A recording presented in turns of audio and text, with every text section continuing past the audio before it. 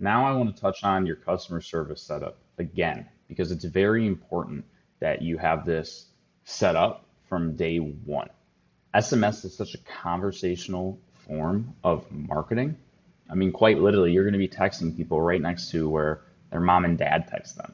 You need to treat that inbox a lot differently than the way that you treat email marketing because it's just so much more personal and also intrusive to your customers' daily lives. So making sure that you have somebody on the other end to actually reply if some customer or contact were to respond to one of your text messages is crucial.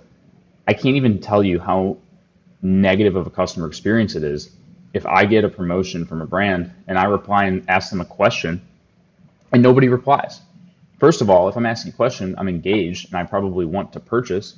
But second of all, if you're going to be able to enter into my inbox and text me, I'm going to expect some sort of reciprocity from the brand. And it's also just, if you reply, this is where you can really start to create and nurture that customer experience and relationship. So my number one piece of advice really for starting an SMS marketing program is make sure that you have the customer service team to support actually replying to text message responses, because there's nothing worse than a brand that just sends out blasts and has nobody on the other end to reply to their contacts. Now, how do you set up your customer service integration? First, you're going to go to your marketplace, and then you'll find your customer service provider. So in this case, we're using Gorgeous, but let's say it was Zendesk. You'd click on Zendesk, you go ahead and go through the install process. If you were using another tool, let's say you're using Customer, you go through the install process.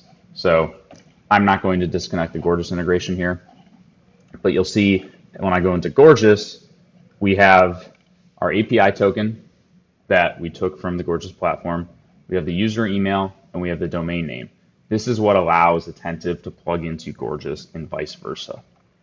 Then you also have support confirmation turned on here.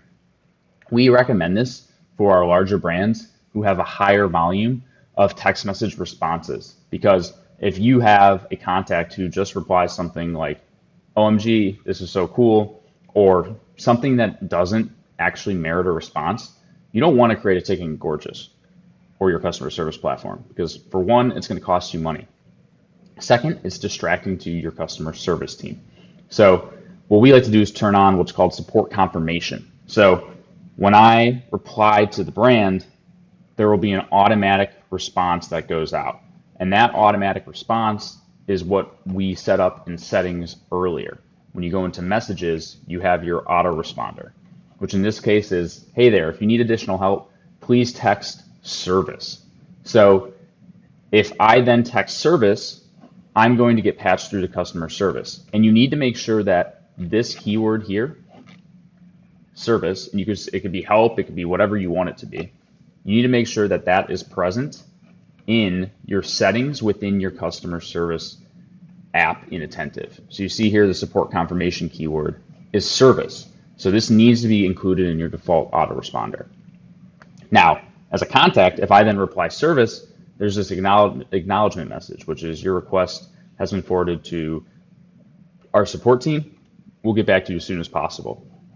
So then immediately, as soon as somebody replies service, there's a ticket that's open in Gorgeous that one of our agents will reply to within like 2 to 5 minutes.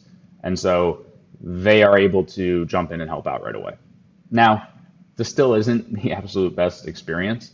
So if you are able to support it and you have the bandwidth, I would just turn off support confirmation altogether. You're going to be able to create and nurture better customer relationships.